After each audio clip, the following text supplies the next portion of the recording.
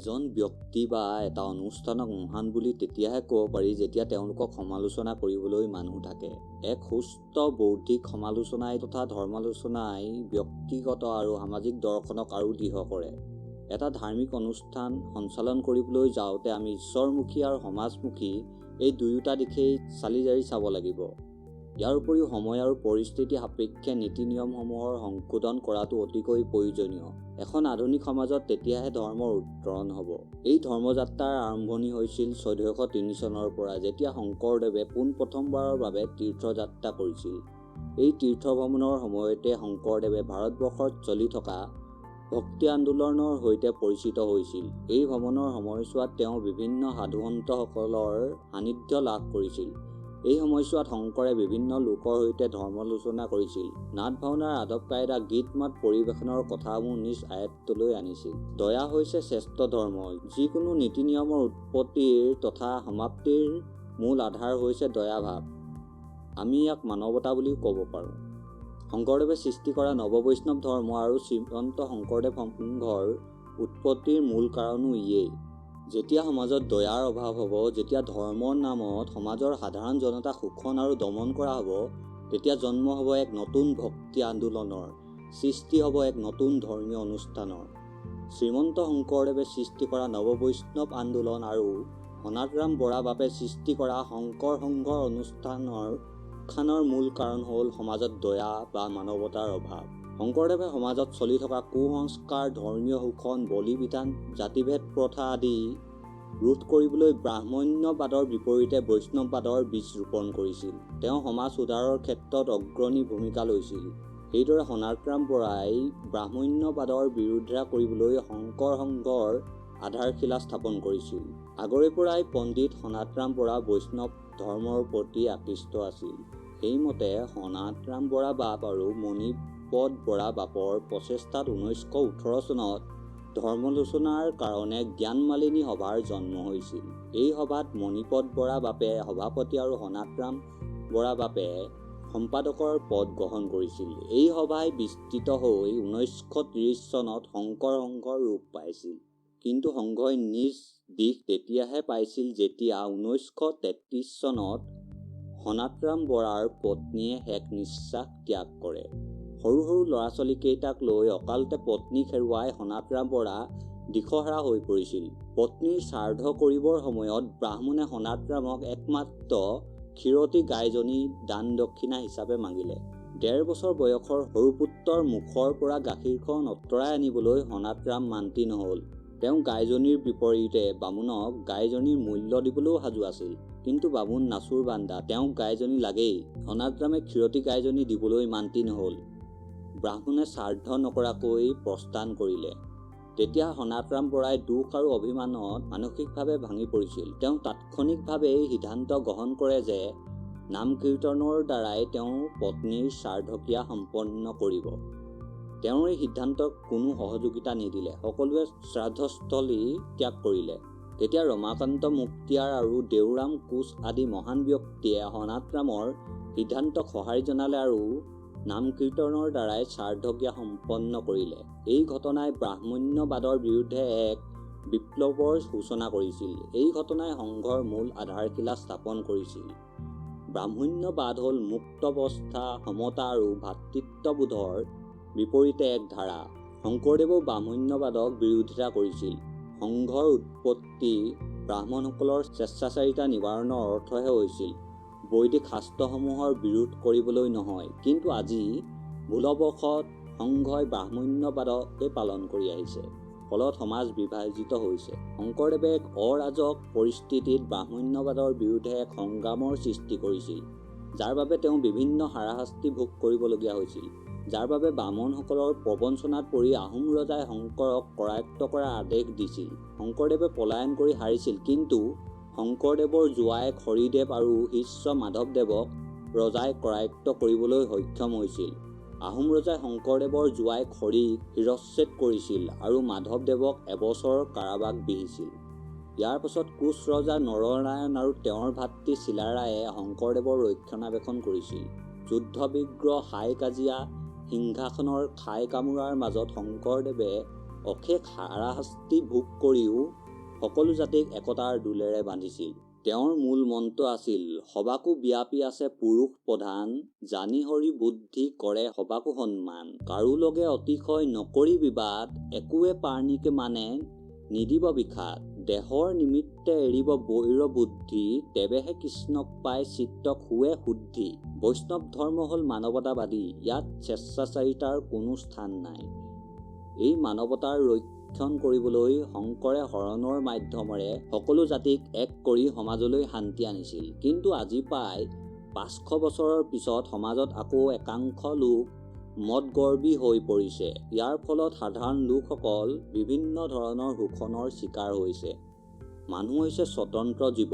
ধৰ্মৰ নামত কিছুমান অসামাজিক নীতি নিয়মৰ বান্ধোনত মানুহক বান্ধিবলৈ লোৱাটো উচিত নহয়। এই নীতি নিয়মবোৰ বনোৱাই হৈছিল যাতে সমাজৰ সুধাৰ কৰিব পৰা যায়, সমাজৰ শোষণ কৰিবলৈ নহয়। মানৱতাৰ লক্ষ্মণ ৰেখা পাৰ নোহোৱাকৈ মানুহে নিজ তথা সমাজৰ কল্যাণৰ হকে সকলো কাম কৰিব পাৰে। মূল ভাৱটো হৈছে মানৱতাৰ নিদৰ্শন আৰু অহিংসা। অহিংসাই হ'ল পৰম ধৰ্ম আৰু ধৰ্ম হ'ল ঐশ্বৰিক শক্তিৰ প্ৰতি থকা বিশ্বাস। কৰ্মই ধৰ্ম। জীৱিকাৰ হকে মানুহে কচাই চাণ্ডাল সকলো হ'ব পাৰে। এনে কৰিলে তেওঁ মহাপাপী হৈ নাযায়। যদিহে তেওঁ হৰিনাম কীৰ্তন কৰে তেওঁৰ সকলো পাপ খণ্ডন হয়। সাম্যবাদত বিশ্বাস ৰখা শংকৰে লিখিছে যে ব্ৰাহ্মণৰ চাণ্ডালৰ নিবিচাৰি কুল, দাঁতত চোৰতো যেন দৃষ্টি এক তোল। জাতি বা কৰ্মৰ বলত কাকো নুজুখিবলৈ কৈছে। অসমীয়া ডেকাজনে যদি কুকুৰা গাহৰি পুহি স্বাৱলম্বী হ'ব বিচাৰিছে তাত বিৰোধ কিয়? তেওঁতো চুৰি ডকাইত কৰা নাই, একমাত্ৰ নিজৰ পুত্ৰ ধৰ্ম পালন কৰিছে।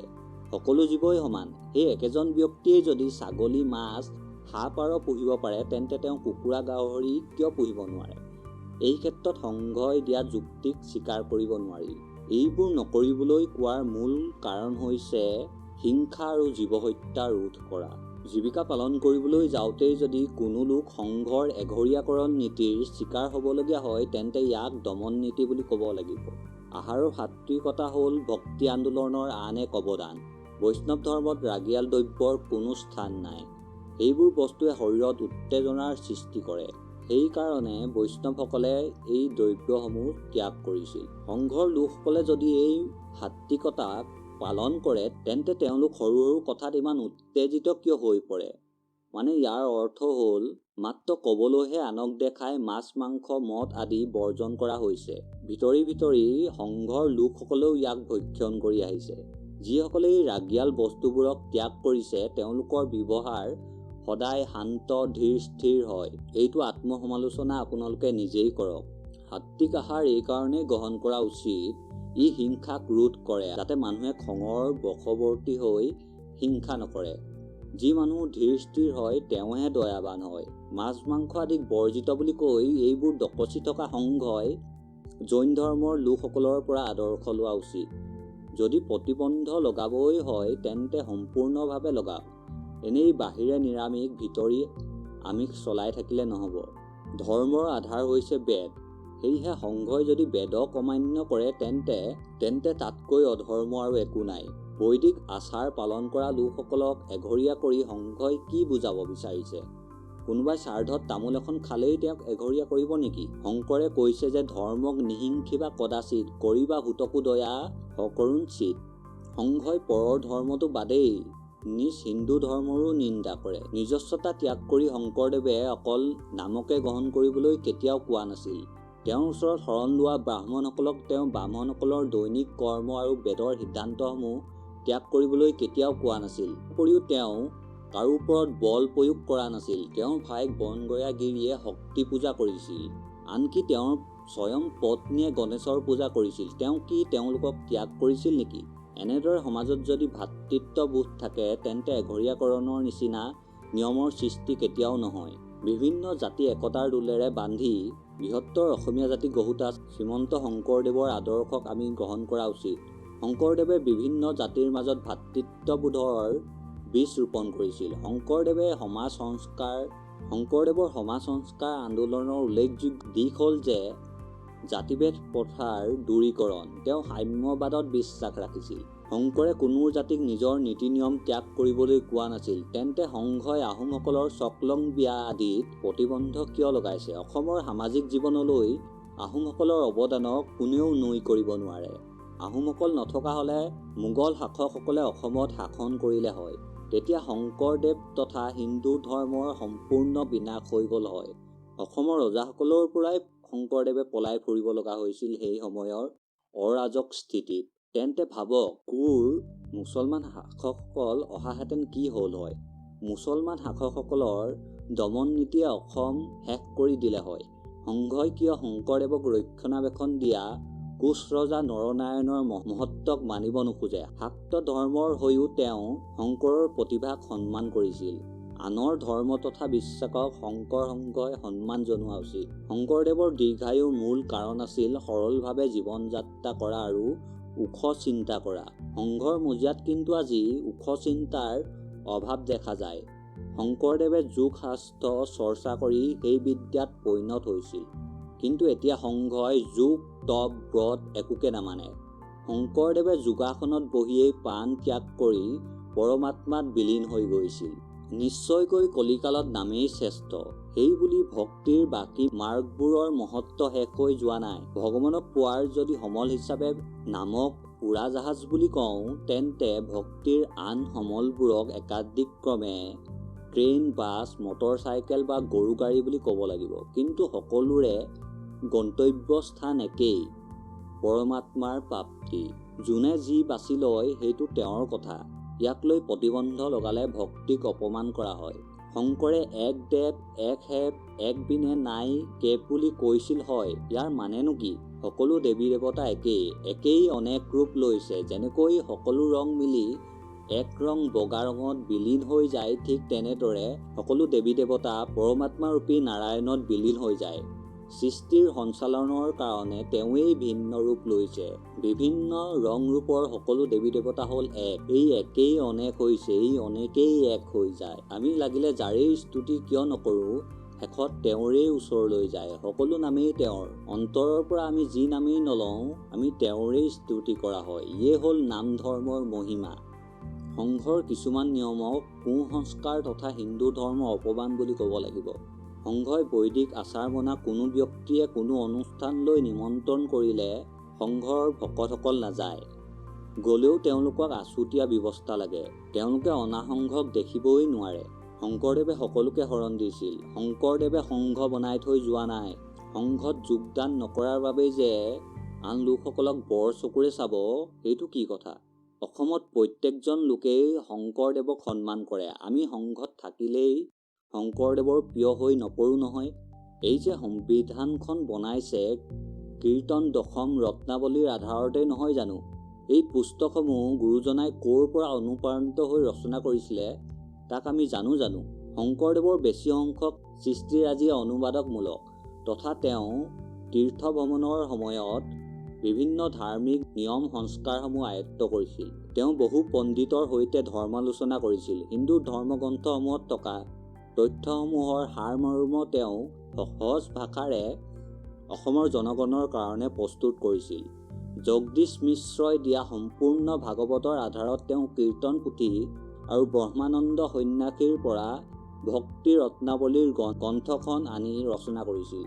শংকৰদেৱৰ কোনখন গ্ৰন্থ কোন হিন্দু গ্ৰন্থৰ ওপৰত আধাৰিত আপুনি ইণ্টাৰনেটত চালেই পাব। সমাজ সংস্কাৰৰ হকে তেওঁ সাহিত্যক নিজাববীয়াকৈ সংশোধন কৰিছিল। যেতিয়া শংকৰদেৱে 12 বছৰ কাল হিন্দু মন্দিৰসমূহত কটাই তাৰ পৰা নিজৰ ধাৰ্মিক প্ৰতিভাৰ বিকাশ কৰিব পাৰিছিল, তেন্তে আজি আমি কিয় মন্দিৰক নামানো? শংকৰে কি মন্দিৰত থাকোঁতে মন্দিৰৰ প্ৰসাদ গ্ৰহণ কৰা নাছিল নেকি? আৰু এটা কথা, শংকৰদেৱক বিষ্ণুৰ অৱতাৰ বুলি কৈ বৈষ্ণৱ আন্দোলনৰ আন সাধুসন্তসকলৰ অপমান নকৰিব। সাৰ্বভৌম ভট্টাচাৰ্যই পদ্ম পুৰাণত লিখিছে যে, জয় নম নিজ ব্ৰহ্ম কৃষ্ণ ইষ্টদেৱ, তোমাৰ চৰণে কৰোঁ লক্ষ কোটি সেৱ। শ্ৰীমন্ত শংকৰ সন্তমূৰ্তি অৱতাৰ, তোমাৰ চৰণে কৰোঁ কোটি নমস্কাৰ। মৎস্য কুৰ্ম আদি অৱতাৰ যত, প্ৰণামো মাধৱ আদি সমস্ত ভকত। ইয়াত তেওঁক সন্ত বুলিহে কোৱা হৈছে। তেওঁ হৈছে ঈশ্বৰৰ দূত, তেওঁ হৈছে মহামানৱ। তেওঁক দেৱ উপাধি তেওঁৰ গুৰুৱে প্ৰদান কৰিছিল। সংঘই বৈষ্ণৱ ধৰ্মৰ প্ৰতিষ্ঠাৰ ঠাইত শংকৰদেৱক প্ৰতিষ্ঠা কৰাতহে বেছি গুৰুত্ব দিছে। অসমীয়াৰ হৃদয়ত কেতিয়াবাই শংকৰদেৱ প্ৰতিষ্ঠিত হৈ আছে। আপোনালোকে আন আন মানুহৰ আগত শংকৰদেৱক প্ৰতিষ্ঠা কৰাৰ গুৰুত্ব দিয়ক। শংকৰ সংঘই শংকৰদেৱক কিমান প্ৰতিষ্ঠা কৰিব পাৰিছে? অসমৰ বাহিৰত কিমানজন লোকে শংকৰদেৱৰ বিষয়ে জানে? এবাৰ ভাষণত প্ৰধানমন্ত্ৰীগৰাকীয়ে শংকৰদেৱক স্বাধীনতা সংগ্ৰামী বুলি কোৱা নাছিল জানো? পশ্চিমবংগৰ খ্যাতিমান বোলছবি নিৰ্মাতা সত্যজিৎ ৰায়ে বোলে শংকৰদেৱৰ নামেই শুনা নাই। আৰু এটা কথা যে সকলো দৰ্শন বা সৃষ্টিৰাজিক শংকৰদেৱৰ নাম দিয়াটো আৱশ্যক নেকি? সেই সিদিনা আপোনালোকে সত্ৰীয়া নৃত্যক শংকৰী নৃত্য বুলি নামাকৰণ কৰিবলৈ আদালতৰ কাষ পালেগৈ। ইয়াৰ ফলত লাভ আপোনালোকে কৃষ্ণ নাম প্ৰচাৰত গুৰুত্ব কিয় নিদিয়ে? শংকৰ সংঘতকৈ ৩৬ বছৰ পিছত প্ৰতিষ্ঠা হোৱা ইস্কনে আজি গোটেই বিশ্ব দৰবাৰতে কৃষ্ণ চেতনা বিস্তাৰ কৰিব পাৰিছে, ভাগৱত গীতাৰ প্ৰচাৰ কৰিব পাৰিছে। তেওঁলোকে কেনেকৈ পাৰিল? আপোনালোকে কিয় পৰা নাই? আপোনালোকে নিজে আত্মসমালোচনা কৰক। সংঘৰ ৪০ লাখ অনুযায়ী আছে। আপোনালোকে বিচাৰিলে বিশ্ব অভিলেখ গঢ়ি শংকৰদেৱক বিশ্ব দৰবাৰত প্ৰতিষ্ঠা কৰিব পাৰিব। বছৰি অকল অধিৱেশন পাতি তাত সাৰগৰ্ভ ভাষণ দি থাকিলেইতো নহ'ব। সাহিত্য সভাৰ অধিৱেশনেই হওক বা শংকৰ সংঘৰ অধিৱেশনেই হওক, আজিকালি মেলালৈ পৰিৱৰ্তিত হৈছে। অকল কিছু পৰিমাণৰ ধন আহৰণৰ হকে আপোনালোকে নতুন নতুন কৌশল অৱলম্বন কৰে। ধৰ্মৰ লগত সংগতি নথকা বিপণীবোৰ ইয়াৰে উদাহৰণ। শংকৰ সংঘৰ মজিয়াত মানৱতাবাদী দৰ্শন হেৰাই গৈছে। আমাৰ নীতি নিয়ম মানি থকাবোৰ থাকক, নমনাবোৰ গুচি যাওক মনোবৃত্তিৰ কাৰণেই বহুতো গৰিষ্ঠ লোকে সংঘৰ মজিয়া ত্যাগ কৰিছে বা তেওঁলোকক বলপূৰ্বকভাৱে বাধ্য কৰোৱা হৈছে। সংঘৰ বিষয়ববীয়াসকলে যদি দম্ভ, অহংকাৰ আৰু ক্ষমতাৰ লোভ ত্যাগ নকৰে, তেন্তে মানৱতাৰ ৰক্ষাৰ কাৰণে আকৌ এক নতুন অনুষ্ঠানৰ উৎপত্তি হ'বলৈ বেছি পৰ নালাগিব। যিটো কাৰণত সনাতৰাম বাপে সংঘৰ ভেটি ৰাখিছিল, সেই ভেটি আজি উচ্ছেদৰ পথত। ব্ৰাহ্মণ্যবাদে আজি আকৌ দমন নীতি প্ৰয়োগ কৰিছে। বহিষ্কৰণ, এঘৰীয়াকৰণ আদি নিয়ম এই দমনৰেই স্বৰূপ। ইলাৰাম দাসৰ নিচিনা এজন যেতিয়া গৰিষ্ঠ সদস্যক সংঘই বহিষ্কৃত কৰিব পাৰে, তেন্তে সাধাৰণ লোকসকলনো কোন? তেওঁৰ বহিষ্কৰণৰ লগে লগে 1973 চনত এক শৰণ ভাগৱতী সমাজৰ প্ৰতিষ্ঠা হৈছিল। এনেকৈ যদি সদস্যসকলক বহিষ্কৃত কৰি থাকে, তেন্তে আকৌ নতুন নতুন অনুষ্ঠান গঢ় লৈ থাকিব। ফলত সমাজ বিভাজিত হ'ব। সংঘই হওক বা অনা সংঘই হওক, আমি সকলো এক গুৰুৰেই শিষ্য আৰু আমি আমাৰ ধৰ্মপথৰ পৰা বিচলিত হ'ব নালাগে। আৰু নিজকে সংঘৰ সংবিধানৰ ভুক্তভোগী বুলি ছ'চিয়েল মিডিয়া বা নিউজ চেনেলবোৰৰ আগত কৈ থকা সমূহক এটা কথাই ক'ম, যেতিয়া আপোনালোকে সংঘ যোগদান কৰিছিল, তেতিয়া কি সংঘৰ নীতি নিয়মৰ সৈতে অৱগত নাছিল নেকি? যদি নীতি নিয়মবোৰ নজনাকৈ যোগদান কৰিছিল, তেন্তে এইটো আপোনালোকৰে ভুল। সংঘৰ পৰা আপোনালোকে ওলাইতো যাব পাৰে। অসমত আন আন বহুতো সমাজ আছে, তাতে থাকক। দেখাক দেখি সংঘত যোগদান কৰিলে পিছত নিজকে ভুক্তভোগী বুলি ক'লেতো নহ'ব। যদি আপোনাৰ পৰিয়াল আগৰে পৰাই সংঘত আছে, কিন্তু আপুনি সংঘৰ নীতি নিয়ম ভাল পোৱা নাই, তেন্তে সংঘৰ পৰা ওলাই যোৱাটোৱেই তাৰ সমাধান। শংকৰদেৱৰ পৰিয়ালবৰ্গওতো শাক্ত ধৰ্মী আছিল। শাক্ত ধৰ্মৰ বলি বিধান শংকৰদেৱে পচন্দ কৰা নাছিল বাবেই তেওঁ এই ধৰ্ম ত্যাগ কৰিছিল। আপুনিও যদি কোনো নীতি নিয়ম স্বীকাৰ কৰিব নোৱাৰে, তেন্তে আপুনিও সংঘ ত্যাগ কৰিব পাৰে। শেষত শ্ৰীমন্ত শংকৰদেৱ সংঘক এটাই অনুৰোধ, সময় সাপেক্ষে কিছু নীতি নিয়মৰ সংশোধনৰ প্ৰয়োজন হৈছে।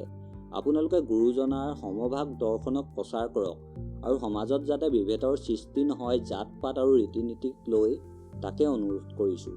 আশা কৰোঁ ভিডিঅ'টোৰ কথাখিনিক আপোনালোকে ধনাত্মকভাৱে ল'ব। আপোনাৰ বহুমূলীয়া সময়ৰ বাবে অশেষ ধন্যবাদ। জয় গুৰু শংকৰ।